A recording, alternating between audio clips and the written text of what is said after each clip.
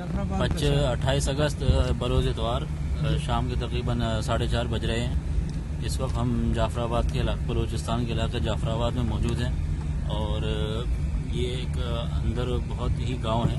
इस तरफ हम जा रहे हैं और रास्ते की आप हालत देख सकते हैं कि बिल्कुल भी जाने का बड़ी गाड़ी तो बिल्कुल भी जा नहीं सकती। इंतहा की ज़्यादा कीचड़ है और मोटरसाइकिल भी फंस रही है। और इस वक्त हम कुल्लू की मैदान के अंदर बैठे हुए हैं और जगह जगह से गाड़ी लग भी रही है।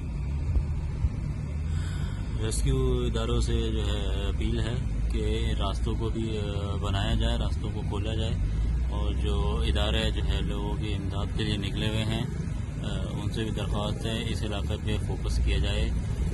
इस इलाके में बहुत ज़्यादा मुतासर अफराद हैं, मुतासर अफराद बहुत ज़्यादा हैं, लोगों की तादाद बहुत ज़्यादा है। लोगों के पास खाने पीने के लिए सामान कुछ भी नहीं बचा, सब्जियां वगैरह भी नहीं है।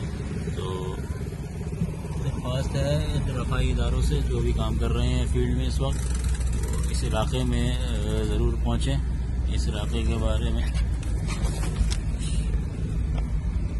इस इलाके में ज़रूर पहुँचें और यहाँ के लोगों की मदद करें।